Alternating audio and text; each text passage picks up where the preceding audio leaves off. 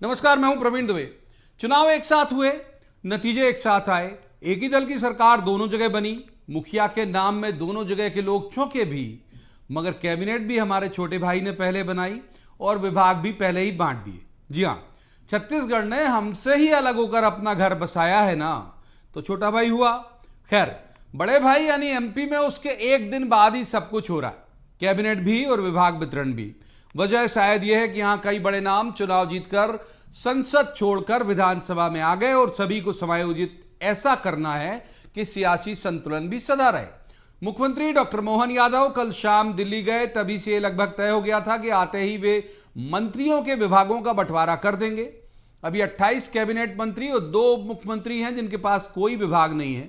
तो आज बात करेंगे उसी सूची की कि जो किसी भी वक्त हमारे आपके मोबाइल की स्क्रीन पर नुमाया हो सकती है। ऐसी संभावना है, जब नुमाया हो जाएगी तब उसका विश्लेषण अलग तरह से करेंगे। अभी तो किसको क्या मिलेगा इस पर बात कर सकते। तो सुलभ संदर्भ के लिए हमें फिर छोटे भाई की तरफ देखना पड़ेगा। वहां महत्वपूर्ण विभाग जिनमें परिवहन और जनसंपर्क भी आता है, मुख्यमंत्री के पास ही है। क्या यहां भी ऐसा ही होगा? शायद हां। सरकार और मुखिया की छवि गढ़ने वाला विभाग किसी मंत्री को शायद डॉक्टर यादव नहीं देना चाहेंगे। सरकार में नंबर 2 का ओहदा स्वतः ही समझा जाता है गृह विभाग का। वो किसके पास जाएगा? क्योंकि गृह मंत्री चाहे देश के हों या राज्यों के, सत्ता का दूसरा केंद्र समझे ही जाते हैं। तो क्या इस पर कोई बड़ा नाम देने का जोखिम मोल लेंगे मुख्यमंत्री? कैलाश विजयवर्गीय, प्रहलाद पटेल, राकेश सिंह सहित सिंधिया खेमे के मंत्रियों के पास क्या विभाग आएंगे? बात इसकी भी करेंगे कि क्या विभागों के वितरण के बाद किसी की हिम्मत इतनी होगी कि चूं भी कर सके। जाहिरा तौर पर, क्योंकि समर्थकों के बीच भुनभुनाहट के स्वर तो सुनाई देंगे, जाहिरा तौर पर शायद नहीं कर पाए कोई। चूंकि सरकार को लोकसभा चुनावों के लिहाज से भी डिलीवरी देनी है, तो क्या जनता की बुनियादी जरूरतों से जुड़े विभाग अनुभव के पास जाएंगे या निर्देशों का अक्षरशः पालन करने वालों के पास? बहुतरे सवाल जिन्हें लेकर एक खास पैनल के पास जाएंगे और कहेंगे जवाब तो देना होगा, लेकिन रस्मन सबसे पहले आपको दिखाते हैं एक रिपोर्ट। देखिए,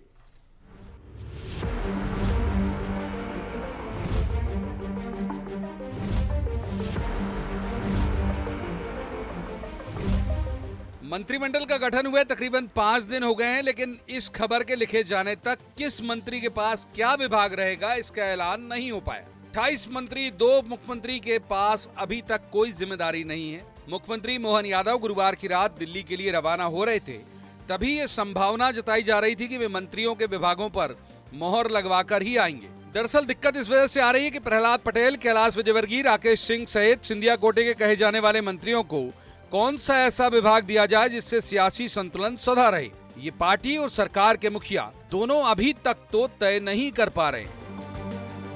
मंत्रिमंडल में काफ़ी हमारे वरिष्ठ लोग आए हैं, तो विभाग भी थोड़ा सा उस हिसाब से ऊपर वाले बैठ कर के सब विचार विमर्श करके देंगे, लेकिन करेंगे सब साथ में काम। किसी को भी कोई भी विभाग मिलेगा तो स्वीकार होगा। काम करेंगे, मिलके काम करेंगे, टीम भावना से काम करेंगे, प्रदेश को आगे बढ़ाने का काम करेंगे। कांग्रेस पहले अपने गिरेबान में झांक ले कि कांग्रेस कहाँ खड़ी है, उनको दूसरे दलों में इंटरेस्ट नहीं लेना चाहिए। क्यों बीच में कर रहे हैं? वो साल बाद में मुसलचन वो कर रहे हैं बीच में।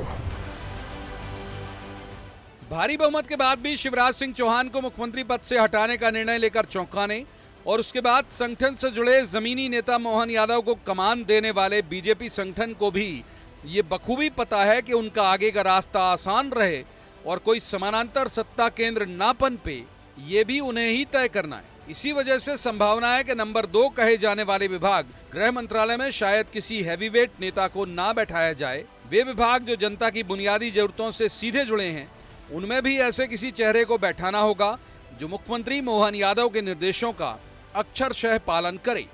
हालांकि इस देरी को लेकर कांग्रेस चुटकी जरूर ले रही है। जिस तरह से देरी मंत्रिमंडल के बनने में हो रही थी, गठन में हो रही थी, 3 हफ्ते लगा दिए सरकार बनने के बाद, और अब जब बनाया है तो विभागों का आवंटन हो नहीं पा रहा है। साफ तौर के ऊपर नीलामी हो रही है। विभागों के आवंटन की बोलियां लग रही हैं। किसको कौन सा मलाईदार विभाग चाहिए, उतनी ज़्यादा बोली लगा है, जिससे नुकसान सिर्फ और सिर्फ मध्य प्रदेश की जनता का हो रहा है और जिम्मेदार भारतीय जनता पार्टी है। इस उधेड़बुन से परे जरा इन तस्वीरों को भी देख लीजिए। ये भी कैबिनेट मंत्री हैं। प्रद्युम्न सिंह तोमर। पिछली सरकार में इनके पास ऊर्जा विभाग था, लेकिन तब भी ये पब्लिक टॉयलेट और नालियां साफ करने खुद उतरते थे और अब भी साफ कर रहे हैं। यानी इन्हें फर्क नहीं पड़ता कि विभाग इन्हें क्या मिलेगा। अभी तो ये अपने उसी अंदाज में है। संभावना है कि कल तक शायद मंत्रियों की आमद मंत्रालय में अपने अपने विभागों में हो जाए, लेकिन जब हो जाएगी तभी ये माना जाएगा। Bureau report, BSTV। तो उन खास मेहमानों को मैं आपसे परिचय करा दूं जो हमारे साथ इस चर्चा में शामिल होंगे। हमारे साथ बीजेपी के वरिष्ठ नेता हैं, विद्वान प्रवक्ता भी हैं, राम डांगोरे। बहुत स्वागत है राम जी का। दूसरे मेहमान है स्वदेश शर्मा, एक कांग्रेस के विद्वान ऊर्जावान प्रवक्ता हैं, स्वदेश जी का भी बहुत स्वागत। और तीसरे मेहमान वरिष्ठ पत्रकार हैं, बहुत अच्छे राजनीतिक विश्लेषक हैं, सुरेश शर्मा। सुरेश जी का भी बहुत बहुत स्वागत है। शुरुआत राम जी से कर लेते हैं। राम जी, में जैसे हमने अपने पैकेज में भी कहा कि बहुत जल्दी स्क्रीन पर लिस्ट नुमाया हो सकती है, अभी तक तो हुई नहीं। क्या संभावना, कब तक आ जाएगी सूची विभागों के वितरण की? जहां तक मुझे लगता है आज रात्रि में या कल तक सूची जारी हो जाएगी। और निश्चित रूप से भारतीय जनता पार्टी मंथन कर रही है, क्योंकि बहुत सारे वरिष्ठ चेहरे हैं, अनुभवी चेहरे भी है, युवा चेहरे भी है। तो ऐसे विभागों का आवंटन होगा कि जनता के मन माफिक होगा और जो प्रदेश को आगे बढ़ाने में, प्रदेश का विकास करने में सहायक सिद्ध होंगे। इस प्रकार के चेहरे भारतीय जनता पार्टी इनको मंत्रिमंडल का आवंटन होगा।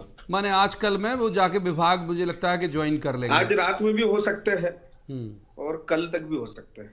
ठीक है, स्वदेश जी को इन करते। स्वदेश जी, अगर मान लीजिए विलंब हो भी रहा है तो बेचैनी इधर के नेताओं की बढ़नी चाहिए जो जो विभाग को लेकर उत्सुक हैं।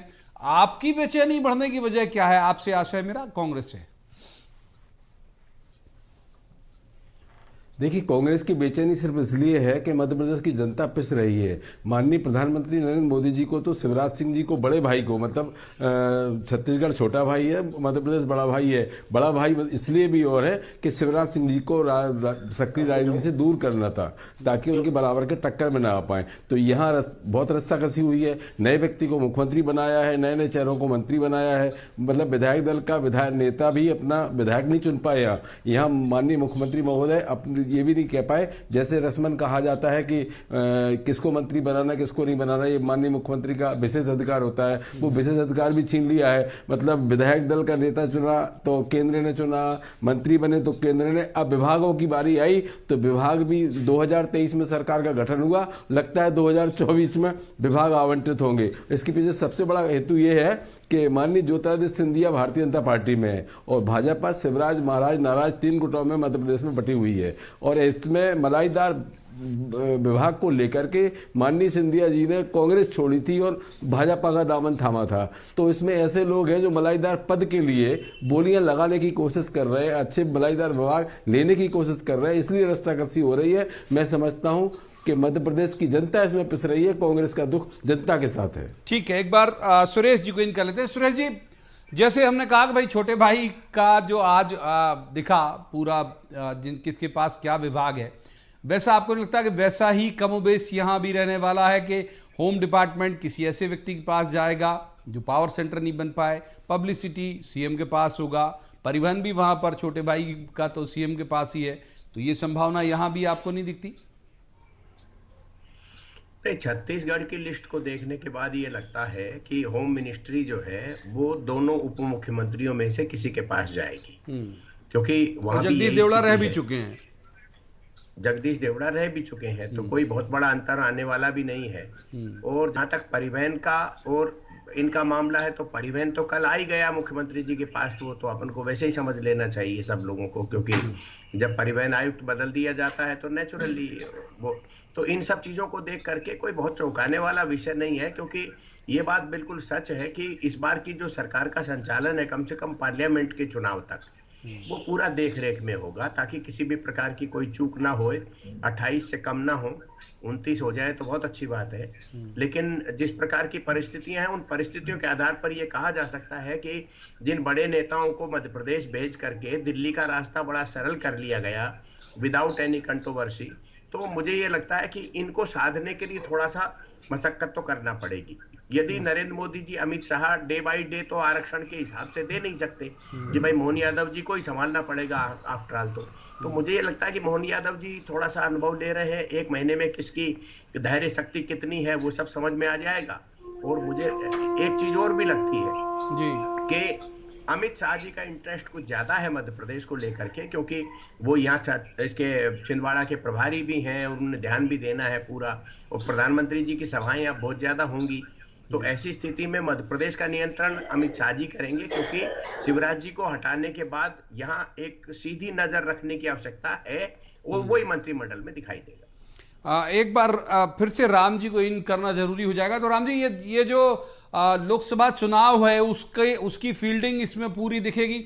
सबसे बड़ी बात यह है कि डिलीवरी आपको बहुत तगड़ी देनी है, जैसी सुरेश शर्मा जी कह रहे हैं कि भाई 28 तो आपके पास ऑलरेडी हैं, 1 सीट और झटकनी है छिंदवाड़ा वाली, और डिलीवरी देने में ये तय बात है कि उन डिपार्टमेंट का भी बड़ा रोल होगा जो जनता की बुनियादी जरूरतों से सीधे जुड़े हुए हैं। ये सब तालमेल ठीक से बन जाएगा।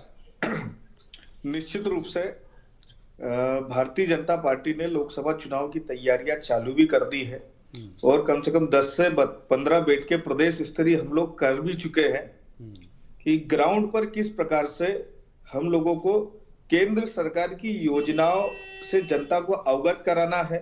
वही जो हमारा पैटर्न अभी 2.5 साल पहले हमने विधानसभा चुनाव के लिए अप्लाई किया था, लगभग मिलता जुलता रहेगा, लेकिन योजनाएं वो सारी केंद्र सरकार की इस बार हम जनता के बीच में जाकर के बताएंगे।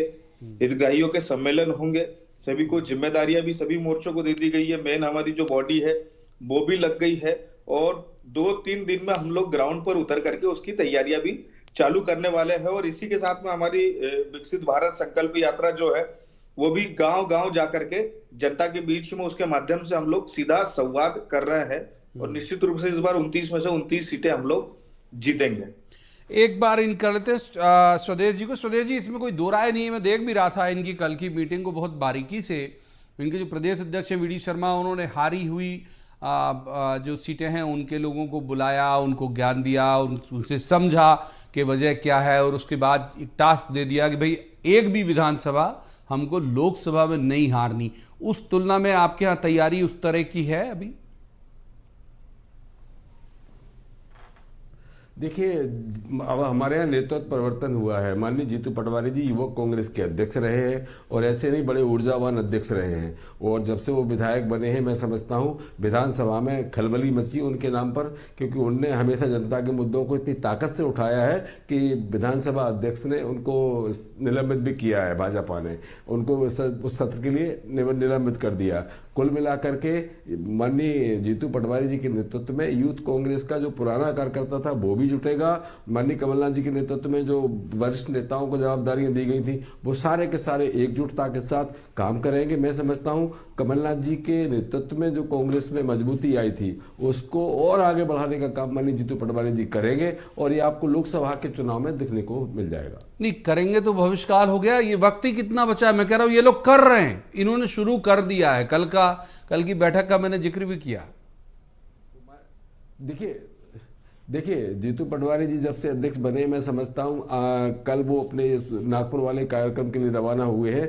बाकी वो सूर्य पारे दिन एक एक जिला अध्यक्ष से, सह प्रभारियों से, प्रभारियों से और जितने भी प्रकोष्ठों के विभागों के अध्यक्ष से सबसे बैठक कर चुके हैं। महिला कांग्रेस, कांग्रेस सेवा दल, यूथ कांग्रेस, NSUI लगभग उसी दिशा में वो काम कर रहे हैं और हर पल कर रहे हैं, हर क्षण कर रहे हैं। लेकिन ये जो बीच में जो कार्यक्रम आया था इसमें सारे प्रदेश अध्यक्ष देश भर के पहुंचे हैं वहाँ, तो माननीय जीतू पटवारी जी भी नागपुर पहुंचे, लौट कर आके फिर उसी काम में जुट जाएंगे। मैं समझता हूं कि अब और ज्यादा मजबूती के साथ हम 2024 में 2023 में जो कमियां रह गई थी उन कमियों को समझते हुए समीक्षा कर ली उनकी माननीय जीतू पटवारी जी ने, उनको दूर करते हुए हम लोकसभा के चुनाव में और अच्छा सुरेश जी को इन करते हैं। एक बार फिर ये मंत्रिमंडल विस्तार पोर्टफोलियो की तरफ रखते हैं। सुरेश जी को इन करते हैं।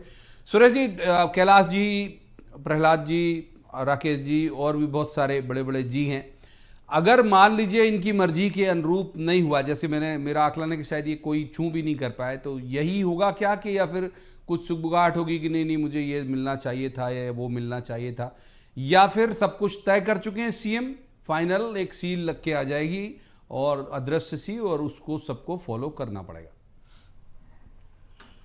देखिए प्रवीण जी, आप जानते हैं, सीनियर हैं आप, एक राष्ट्रीय महामंत्री को बेटे की टिकट काटने के बाद विधानसभा का चुनाव लड़ा दिया गया और चू चपट नहीं हुई तो विभाग बंटने में काहे की चू चपट होगी। एक केंद्रीय मंत्री को विधानसभा का चुनाव लड़ा दिया जिसने आज तक विधानसभा का चुनाव, विधानसभा का सदन नहीं देखा था, तो उनकी तरफ से भाई कोई का टिकट आवाज काट नहीं के आई। और भाई का टिकट काट करके, तो इसलिए ये दौर जो है चू चपट का नहीं है, एक बात। दूसरा मैं ये कहना चाहता हूं कि शिवराज सिंह चौहान 163 सीटें दिलवाने की भूमिका में रहने वाले और गर्व से सीना फुलाकर चल रहे थे, उनको घर बैठा दिया गया। तो ऐसी स्थिति में आप कैसे मानेंगे? इस समय देश भर में नरेंद्र मोदी साहब की तूती बोल रही है। अब उस तूती में आवाज आपको नकार खाने की तूती की करना है या आपको शोर वाली करना है, ये आपको तय करना है। तो मुझे ये लग रहा है कि मध्य प्रदेश, जो भारतीय जनता पार्टी की तरफ से राष्ट्रीय स्तर की बात कर रहा हूं मैं, जो एक प्रभावशाली राज्य हुआ करता था, निर्णायक राज्य हुआ करता था, अटल बिहारी वाजपेयी, राजमाता सिंधिया, ठाकरे जी, प्यारेलाल खंडेलवाल जी जो भाजपा का संचालन करते थे, आज उस मध्य प्रदेश भाजपा की दुर्दशा ये हो गई कि 1 महीने तक चुनाव परिणाम के बाद ये स्थिति नहीं कि सरकार चल जाए। आप कल्पना करिए, जिस देव दुर्लभ कार्यकर्ता, जिस पार्टी का केवल मध्य प्रदेश को कहा जाता है, गुजरात वाले को नहीं कहा जाता, तो उस देव दुर्लभ कार्यकर्ता की दुर्गति ये है कि उसे ये नहीं मालूम कि उसका जो मंत्री है लाल झंडा लगा के घूम रहा है, उसको कौन से विभाग में रहना है। तो इससे ज्यादा दुर्दशा नहीं हो सकती, मेरे कठोर शब्द हैं ये। लेकिन इन सब के बावजूद भी उम्मीद अच्छी की जा सकती है, क्योंकि इस समय भाई एक ही नाम की हवा है, उस हवा को कोई मेरे ख्याल से मोड़ने रोकने की स्थिति में नहीं है। तो कुछ भी हो सकता है, तो कुछ भी हो रहा है। राम जी जवाब दीजिए। सुरेश शर्मा जी बहुत सीनियर जर्नलिस्ट हैं और वो कह रहे हैं कि जो कार्यकर्ता है ऐसे में इतने लंबे इंतजार में, ऐसे तो नहीं कि वो देव दुर्लभ ना रह पाए, जैसा अभी देव दुर्लभ आप लोग उच्चारित करते हैं कि Bharatiya Janata party cadre based organisation है और ये आम आदमी का ऑर्गेनाइजेशन है। इसमें मैं अपनी बताता हूं, मैं एक टीचर था, मुझे उठा करके विधायक बना दिया, मेरा टिकट काट दिया। अरे जिसके पास कुछ नहीं था उसको विधायक बना दिया, तो वो क्यों बोलेगा? इसमें दुर्दशा जैसी स्थिति कहाँ गई? आज आप हर बड़े लीडर्स को देखिए कि वो कहाँ थे। एक छोटे से कार्यकर्ता के रूप में वो लोग जुड़े और फिर उनको जिम्मेदारियां मिलती गई और पार्टी का संचालन करा। तो जिसको बहुत कुछ मिला हो पार्टी से, पार्टी ने उनको संगठित किया, उनको सिखाया, इतनी आगे बढ़ाया, तो कोई आपत्ति क्यों लेगा? आप जरा कांग्रेस में जाकर के देखिए, लोग खुद ही चुनाव हरवा देते हैं इनके कार्यकर्ताओं को। अगर टिकट नहीं मिलता है तो इनको ये निर्णय लेने की स्थिति में नहीं है। जो मुख्यमंत्री पद के दावेदार लोग हैं, कमलनाथ जी दिग्गी राजा को बोलते हैं उनके कपड़े जाकर के फाड़ो। इनके प्रदेश के अध्यक्ष जीतू पटवारी जी महिलाओं को कैसा संबोधित करते हैं मुझे बताने की आवश्यकता नहीं है। तो हमारा जो केडर बेस्ड ऑर्गेनाइजेशन और इसमें कार्यकर्ता से बड़ा कोई पद ना होता है, ना कभी होगा।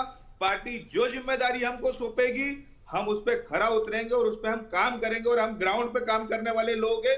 और नतीजा आज यह है कि हमको फुल मैंडेट मिला है और पिछली बार भी हमको 28 सीटें लोकसभा में मिलेगी, इस बार पूरी 29 सीटों के साथ में हम आएंगे और किसी का भी टिकट काटे, किसी को भी टिकट दे, कोई आवाज नहीं करेगा। सबके सब पार्टी के साथ में खड़े रहते हैं। ये हमारी पार्टी की दुर्दशा नहीं, जवाब ले लेते, पार्टी की व्यवस्था है। जवाब ले लेते हैं स्वदेश जी। मैं सहमत हूं कुछ बातों से राम जी की। हम देख रहे हैं गोपाल भार्गव जी कुछ नहीं बोले, भूपेंद्र जी कुछ नहीं बोले। जिन 2 घटनाओं का इन्होंने जिक्र किया, एक का किया, मैं दूसरी एड ऑन कर देता हूं।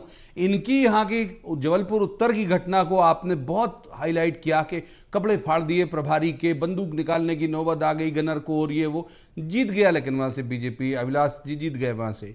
आपके यहाँ जहाँ विवाद हुआ वहाँ हार गए। तो इसका मतलब ये अगर कह रहे हैं कि भाई इनके यहाँ गुटबाजी नहीं है, कार्यकर्ता अनुशासित रहता है, फाइनली पार्टी की तरफ ही उसका घुटना जो है वो मुड़ता है। देखिए, भारतीय जनता पार्टी के प्रवक्ता हमारे राम भाई थोड़े बौखला गए हैं, क्योंकि वरिष्ठ पत्रकार सुरेश जी ने जिस कड़वाहट के साथ, मतलब जिस सच्चाई को सामने रखा है, इससे पूरी भाजपा, मैं समझता हूँ अगर ये डिबेट भाजपा का राष्ट्रीय अध्यक्ष भी सुन रहा होगा तो बौखला गया होगा, बिलबिला गया होगा। इतना सत्य उन्होंने बोल दिया है कि भाजपा में तूती चल रही। मध्य प्रदेश निर्णायक हुआ करता था भाजपा का, आज ये स्थिति हो गई है कि मध्य प्रदेश मंत्रिमंडल का गठन नहीं कर पा रहा है, विभाग नहीं बांट पा रहा है, नेता का चुनाव नहीं कर पा रहा है, सब कुछ दो गुजराती भाई कर रहे हैं, मध्य प्रदेश का कहीं नामो निशान नहीं है।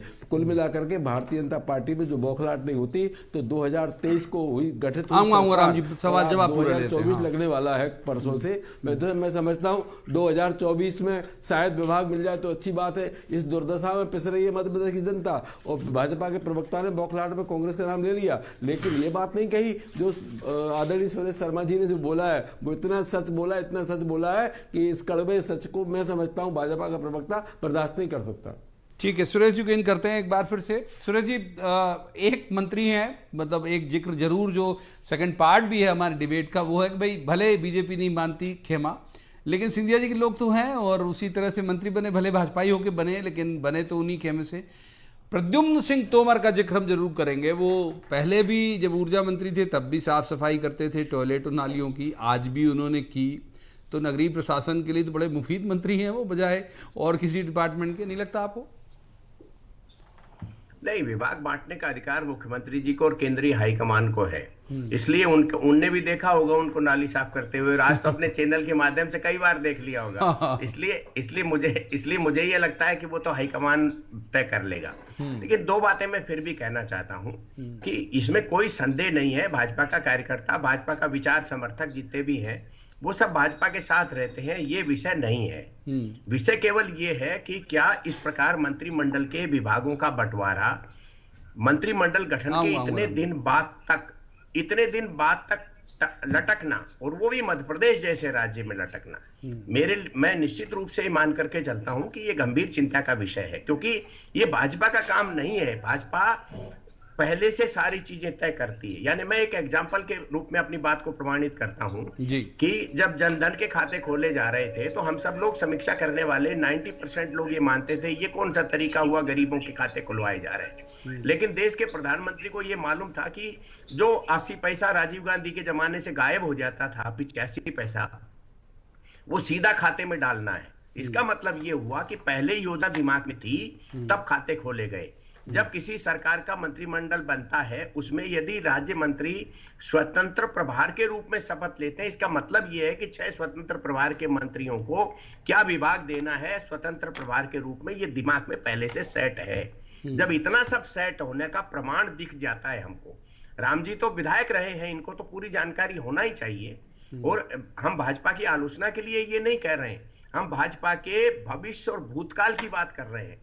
यदि भाजपा का भूत मध्य प्रदेश में ये रहा है कि अटल बिहारी वाजपेयी, राजमाता जी, ठाकरे जी, प्यारेलाल जी भाजपा के राष्ट्रीय स्तर का निर्णय लेते थे, तो आज ऐसी क्या स्थिति आप सब लोगों की बन गई है कि आप अपना मुख्यमंत्री तय नहीं कर पाते हो, वो आपको सस्पेंस मिलता है। ठीक है, जवाब ले लेते हैं सर, जवाब ले लेते हैं राम जी के पास। राम जी, एक इसमें एड ऑन में और ये करना चाह रहा हूं कि ये बात सही है कि जितने भी इसके पहले के निर्णय हुए, मैंने एक नड्डा साहब का इंटरव्यू देखा था, आपके जो राष्ट्रीय अध्यक्ष हैं, उन्होंने कहा कि हम तो इलेक्शन के वक्त तय कर लेते हैं कि अगर जीतेंगे तो मुखिया कौन और अगर हारे तो नेता प्रतिपक्ष कौन। तो जब इतनी फॉरवर्ड प्लानिंग आपके यहाँ चलती है, जैसे अध्यक्ष जी भी बता रहे हैं आपके राष्ट्रीय अध्यक्ष, तो फिर ये कैसे डिले हो गया? देखिए साहब, ये भारतीय जनता पार्टी है। जैसा कि मैंने आपको पहले ही बताया कि हमने लोकसभा चुनाव की तैयारियां चालू कर दी है और कई सारी बैठकें भी हमने कर ली है। भारतीय जनता पार्टी पहले की तरह नहीं है, अब अपने आप को बहुत फास्ट ग्रो भी कर रही है और अपने आप को लगातार अपडेट भी करती जा रही है। आप देखिए त्वरित निर्णय का नतीजा राजस्थान का और छत्तीसगढ़ का। पायलट जी विधायकों को लेकर के अलग अलग भाग रहे थे, बघेल साहब विधायकों को लेकर के अलग अलग भाग रहे थे, और बौखला ये इनकी सीटें चले गई, इनको बराबरी के भी विधायक नहीं मिले मध्य प्रदेश में। इनके कमलनाथ जी चेंज होकर के जीतू पटवारी प्रदेश अध्यक्ष बन जाते हैं और कमलनाथ जी को पता भी नहीं होता है। लेकिन भारतीय जनता पार्टी मंथन कर रही है और इस मंथन से निश्चित रूप से जो अमृत निकलेगा, जिनको विभाग आवंटित होंगे, आप भी आनंदित हो जाएंगे और जनता भी आनंदित हो जाएगी, और इस प्रदेश का पूरा विकास आपको उनके जो अनुभव है और उनको जो नॉलेज है उससे सबके समक्ष हो जाएगा। आज रात में या कल तक सूची जारी हो जाएगी। स्वदेश जी, मंथन से अमृत निकलेगा भाई, आप और हम और तमाम पूरे मध्य प्रदेश की जनता जो है वो आनंदित हो जाएगी, तो दुखी होने की जरूरत नहीं है आपको। स्वदेश जी, मध्य प्रदेश की जनता ये जानना चाहती है कि मंथन अमृत अभी निकला है। मैं समझता हूँ ये मंथन अमृत की बात तो 20 साल पहले से चल रही है। भाजपा की लगातार 20 साल से सरकार है और ऐसे में माननीय मुख्यमंत्री महोदय को, अधिकारियों को इधर उधर से हटाने की, ट्रांसफर करने की जरूरत आन पड़ी है। इसका सीधा सीधा आशय है कि वो शिवराज सिंह जी को गाड़ देना चाहते हैं। उन ब्यूरोक्रेसी में भी उनके किसी आदमी को जहां बैठा था वहां बैठाना नहीं चाहते, इसीलिए नेतृत्व परिवर्तन हुआ और मंत्रियों का गठन भी इसी तर्ज पर हुआ है और विभागों का आवंटन मैं समझता हूं इसी तरीके से होगा। और लेकिन उसमें लड़ाई जरूर शिवराज महाराज नाराज दो गुटों को लेकर के मची हुई है। और जो जैसा सुरेश भाई साहब ने कहा अभी शर्मा जी ने कि मध्य प्रदेश जो भाजपा का निर्णय, राष्ट्रीय निर्णय लिया करता था शिवराज सिंह चौहान को खत्म करने के लिए, उनकी राजनीतिक हत्या करने के लिए भारतीय जनता पार्टी ने जो षड्यंत्र रचा है, निश्चित रूप से भारतीय जनता पार्टी मध्य प्रदेश का जो नेतृत्व कार्यकर्ता है लोकसभा चुनाव में इनको एहसास करा देगा कि उनके नेतृत्व कार्यकर्ता की जितनी अवहेलना जो अब हो रही है, मैं समझता हूं इससे पहले कभी भाजपा में हुई नहीं है। अब भारतीय जनता पार्टी का नेतृत्व कार्यकर्ता लोकसभा में आपको एक नजर नहीं आएगा। सरकार नहीं बनती और हमारा साथ तो भगवान भी दे रहा है कि हारी हुई सरकार डबल से बन गई, भगवान भी साथ दे रहा है। चलिए ठीक है, माफ कीजिए मैं जाता शर्मा साहब के पास, लेकिन वक्त इजाजत नहीं देता। बहुत बहुत शुक्रिया तीनों मेहमानों का इस चर्चा में शामिल होने के लिए। लेकिन जैसे सबको इंतजार है, जिन दावेदार हैं, जो मंत्री बन चुके हैं, उन्हें विभाग का इंतजार है, वैसी पब्लिक को भी है। और उसकी वजह ये भी है कि भाई किसके पास क्या विभाग मिलता है, फिर उसके बाद किस तरह से गवर्नमेंट जो है वो रफ्तार से काम करती है। तो जाहिर बात है कि पूरे प्रदेश का फायदा, पूरे प्रदेश का हित इस एक निर्णय के साथ जुड़ा हुआ है, लिहाजा इंतजार सभी को है। अब उम्मीद की जानी चाहिए, जैसे कहा जा रहा है कि आज रात तक या कल तक शायद विभाग वितरण हो जाएंगे। आज की चर्चा में इतना ही। कल किसी खास मसले पर खास पैनल के साथ बैठकर कहेंगे जवाब तो देना होगा। आप देखते रहिए BSTV।